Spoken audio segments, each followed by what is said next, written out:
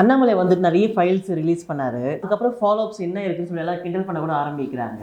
இந்த மாதிரி ஒரு ஃபர்தர் ஸ்டெப் எடுக்கல அப்படின்றதுனால ஒரு லெத்தார்ஜிக் தான் மக்களுக்குமே வந்து பிஜேபி நான் அவ்வளோதாங்க ஒன்றும் இல்லை அப்படின்ற ஒரு தாட்ல கூட இந்த இம்பேக்ட் வந்து இருக்கும். ஸோ தமிழ்நாட்டு மக்கள் கூட பிஜேபிக்கு சப்போர்ட் பண்ணாமல் போகிறதுக்கு இது ஒரு வாய்ப்பாக இருந்திருக்கும் அப்படின்ற மாதிரியும் சிலர் வந்துட்டு விமர்சனங்கள் முன் வச்சிருக்காங்க. What's your opinion? இது பாருங்க, இது வந்து ஒப்பீனியன் மட்டும் இல்லை, இது பிஜேபி அவ்வளோதாங்க ஒன்றும் செய்யாதுங்கிறத விட எந்தெந்த மாதிரி ரூமர் வந்ததுன்னு ஃபஸ்ட்டு பார்ப்போம். டிஎம்கே வந்து பிஜேபியோட டீல் போட்டுட்டாங்க, தமிழ்நாட்டில் எப்படி ஒரு 10 சீட்டாவது வாங்கணும்னு சொல்லிட்டு. காங்கிரஸை நீங்கள் கழட்டி விடுங்க, நாங்கள் உங்களோட கூட்டணி வச்சுட்டு இந்த கேஸ் எல்லாம் நான் ஒன்றும் இல்லாமல் செஞ்சிடுறோம். அதாவது இந்த வாஷிங் மிஷின் ஸ்டோரி சொல்லுவாங்கள்ல, உள்ள வாஷிங் மிஷினில் போட்டு வெளியே எடுத்தால் துணிக்கு சுத்தமாகிடும். அது மாதிரி பிஜேபி உள்ளே சேர்ந்துட்டாக்க, கூட்டணி சேர்ந்துட்டாக்க எல்லாரும் சுத்தமாகிடும். இப்படியெல்லாம் பைசா பணம் வாங்கிட்டாங்க, இந்த மாதிரி வதந்தி. அதாவது அந்த பழைய பழமொழி தான், உண்மை வீட்டை விட்டு கிளம்புறதுக்கு முன்னாடி வதந்தி உலகத்தையே சுற்றி வந்துடும்ன்றாங்க ஒரு ரவுண்டு. அந்த மாதிரி கேஸ் தான். சரி, பிஜேபி வந்து டிஎம்கேயோட கூட்டணி இல்லை. இப்போ அதை விட மோசம் என்ன தெரியுமா, இப்போ ஜெயிச்சு வந்ததுக்கப்புறமா இண்டி கூட்டணிலேருந்து டிஎம்கே பிரிகிறது, ஆள் அனுப்பியிருக்காங்க, தூது அனுப்பியிருக்காங்க பிஜேபியோட சேர்றதுக்கு. அதில் வந்து சில பேருக்கு முக்கியமாக 4 மினிஸ்டர் கேட்குறாங்க. அது இதெல்லாம் ஏதாவது நடந்துதா சொல்லுங்கள்? கொஞ்சமாவது நம்ம யோசிக்கணும். ஒரு பார்ட்டி ஒரு கொள்கையோடு இருக்குது, அப்போ இந்த மாதிரி இது வந்து தேவையில்லை அப்படின்னு தேவையில்லை தான். சரி, ஓகே. இப்போ நம்ம வந்து இந்த கரப்ஷன் கேஸ் வந்து அண்ணாமலை சார் வந்து டிஎம்கே ஃபைல்ஸ்னு விட்டார், இல்லைன்னு சொல்லலை. அதுக்கப்புறம் டிஎம்கேல இருந்த நிதி அமைச்சர் வெளியிட்டதாக சொல்லப்பட்ட ஆடியோவே விட்டார். அதில் வந்து யார் யாரெல்லாம் 30,000 கோடி பணம் அடிச்சிட்டாங்க அப்படிங்கிறதாம சொன்னார்.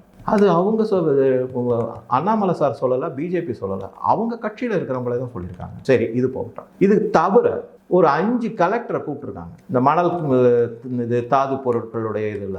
அவங்களே அந்த வந்து என்கொயரிக்கு போக விடாமல் தடுக்கிறாங்க. இது மக்கள் யோசிக்கிறது கிடையாது. ஏன்னா முதல்ல இந்த மாதிரி விஷயங்கள்லாம் பப்ளிக்கில் வரதே கிடையாது, மீடியாவிலையும் வரது கிடையாது, பேப்பர்லையும் வரது கிடையாது. ஏதோ இந்த யூடியூபு இல்லை 2-3 வாட்ஸ்அப்பில் உலவிக்கிட்டு இருக்கோம். அதை எத்தனை பேர் படிக்க போகிறாங்க? இது ஒரு பக்கம் இருக்கட்டும், ஓகே. ரெண்டாவது வந்து இந்த ஃபைல்ஸ்லாம் விட்டாங்க, அவங்க மேலே ஆக்ஷன் எடுக்கலை, அதனால தான் வந்து பிஜேபியும் மற்ற மாதிரி தான் அப்படின்னு ஒரு ஒப்பீனியன் உலவிக்கிட்டு இருக்கு இல்லைங்களா?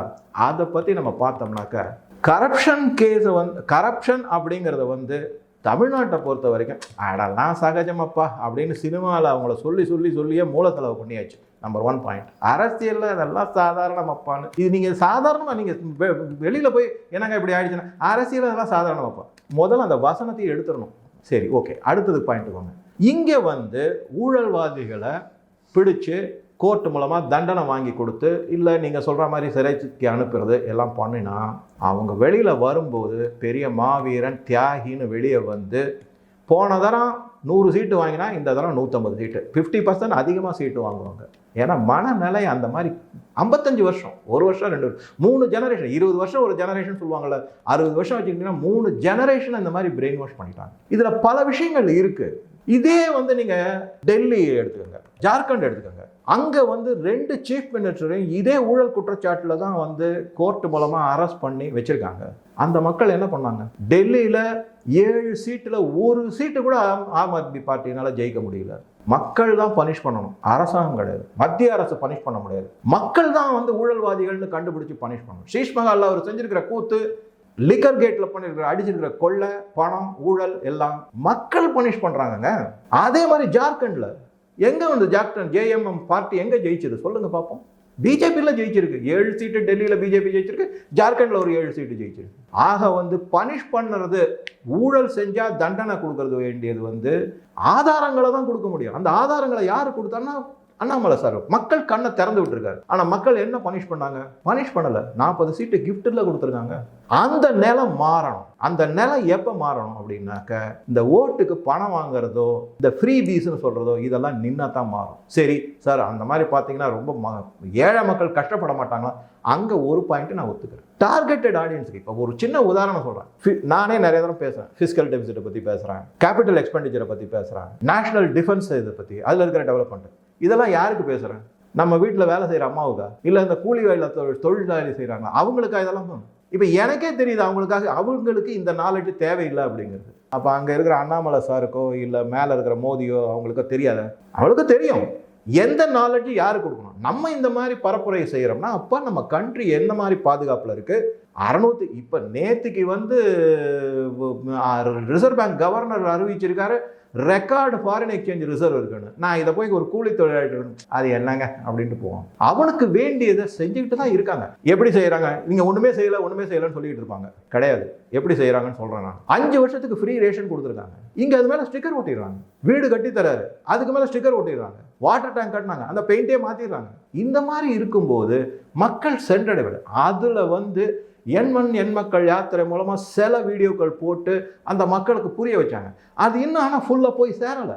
அந்த ஃபுல்லாக போய் சேர்றதுக்கான இதை வந்து எல்லா கிராமத்துக்கும் ஒவ்வொரு இண்டிவிஜுவல் 8.5 கோடி மக்கள் இருக்காங்க. ஒரு ஆளுக்கு வந்து அட்லீஸ்ட் 5 நிமிஷம்னு வச்சிங்கன்னா கூட எவ்வளோ டைம் ஆகும்? அண்ணாமலையே போய் செய்ய முடியுமா? இந்த தோத்து போயிட்டேன், அண்ணாமலையால் தோத்துட்டோம், கூட்டணி இல்லாமல் அவங்களாம் என்ன செஞ்சாங்க? அவங்க போய் சொல்ல வேண்டியதானே இந்த இப்போ பிஜேபி செஞ்சிருக்கிறவங்க. அது ஃப்ரீயாக ஊசி கொடுத்து கொரோனாலேருந்து உசிரையை காப்பாற்றிருக்காங்க பிஜேபி. அந்த மாதிரி பார்க்கணும். அதனால் வந்து இது வந்து இந்த ஊழல் அப்படிங்கிறது வந்து எதனால் எடுபடலை அப்படின்னா மக்கள் இன்னும் மனம் மாறலை. அவங்கள பொறுத்த வரைக்கும் 2 முக்கியமான பாயிண்ட் சொல்கிறேன். இங்கே இருக்கிற ஆளுங்கட்சி என்ன பண்ணுறாங்க அப்படின்னா ஃபைனான்ஷியல் இது கொடுத்துட்றாங்க. ஓகே, இண்டிபெண்டன்ஸை கொடுத்துறாங்க. அதாவது கடைநிலை தொண்டர் இருக்காங்க, அவங்க வரைக்கும் பணம் போய் சேருது. அவங்க வந்து நம்ம நிறையா கேட்டிருக்கோம், எங்கேயா போனால் டீ கடையில் வேணால் ஃப்ரீயாக சாப்பிட்டுக்கிறாங்க, பிரியாணி ஃப்ரீயாக சாப்பிட்டுக்கிறாங்க. இதெல்லாம் ஃபைனான்ஷியல் இண்டிபெண்டன்ஸ், அவங்களுக்கு ஸ்ட்ரென்த்து தான் அது. அதே மாதிரி ஒரு சின்ன தகராறு வந்தது அப்படின்னு வச்சுக்கோங்களேன், ஏதாவது ஒரு சின்ன தகராறுனா கூட கடை மட்டத்தில் இருக்கிற தலைவர்கள் கூட அதை வந்து சால்வ் பண்ண முடியுது அவங்களால. ஏன்னா போலீஸ்லாம் அங்கே இன்ஆக்டிவாக தான் இருக்காங்க. போலீஸ் அந்த பொறுத்த வரைக்கும் வேற. இப்போ அதே வந்து நீங்கள் பிஜேபியில் எடுத்துக்கணும், ஒரு லெவலில் இருக்கிற ஒரு லோயர் லெவலில் இருக்கிற ஒரு சின்ன தலைவர் மேலே ஏதாவது ஒரு சின்ன கேஸை போட்டு அரெஸ்ட் பண்ணிட்டாங்கன்னு வச்சுக்கோங்க, போலீஸ் ஸ்டேஷனில் கூப்பிட்றாங்க என்கொயரி. அவராலே ஒன்றும் பண்ண முடியல. ஏன்னா இவங்க ரொம்ப நீதி நியாயம் நேர்மை இதெல்லாம் கொஞ்சம் ஜாஸ்தி பேசுகிற ஆளு தான் பிஜேபி. நான் இல்லைன்னு சொல்லலை. அப்போ என்ன ஆகுது? தொண்டனுக்கு என்ன தோணுது? இந்த தலைவர் இவராலேயே தன்னை காப்பாற்றிக்க முடியல, இவர் எங்கடா நம்மளை காப்பாற்றுவார் அப்படின்னு தான் நினைக்கிறாங்க. அந்த மாதிரி சில விஷயங்களை மாற்றலாம். நான் அறிவுரை சொல்லலை. ஏன்னா என்னை பொறுத்த வரைக்கும் நான் வந்து பிஜேபிக்கு அட்வைஸ் பண்ணுற லெவலில் நான் வளர்ந்துட்டதா நான் நினைக்கவே இல்லை. கீழே கடைமட்டத்தில் களத்தில் என்ன நிலவரம், மக்கள் என்ன பேசியிருக்காங்கன்றது சில சமயம் அது மேலிடத்துக்கு போய் சேராமல் இருக்கலாங்கிறதுக்காக இந்த மெசேஜை நான் சொல்கிறேன். அவ்வளோதான். இந்த 2 இதை சால்வ் பண்ணிட்டீங்கன்னா மக்கள் ஆட்டோமேட்டிக்காக வந்து பணம் வாங்காமல் ஓட்டு போடுவாங்க. கவர்மெண்ட்னால என்ன நல்லது நடக்குதுங்கிறது அவங்களுக்கு தெரியும். அதுக்கப்புறமா தான் இந்த ஊழல்வாதிகளுக்கு தண்டனை கொடுத்தா, அதை பற்றி சொன்னாக்க மக்கள் தண்டனை கொடுப்பாங்க, ஓட்டு போட்டு அவங்கள ஜெயிக்க வைக்காம இருப்பாங்க அப்படிங்கிறது புரிய வரும். அது வரைக்கும் இது நடக்காது. கொஞ்சம் லேட்டு தான் ஆகும். ஆனால் நடக்கவே நடக்காதுன்னு நான் சொல்லவே வரல. இந்த மாதிரி தான் எல்லா இடத்துலையும் இருக்குது. ஆனால் மாறிடுச்சு. கேரளாவில் வரலையா? இப்போ சுரேஷ் கோபி ஜெயிச்சிருக்காரு, முடியவே முடியாதுன்னு சேலஞ்சு பண்ணாங்களே, இப்போ ஜெயிச்சிருக்காருல்ல, அங்கேயும் 10% அதிகமாகிருக்கு. ஸோ இதான் நல்லது.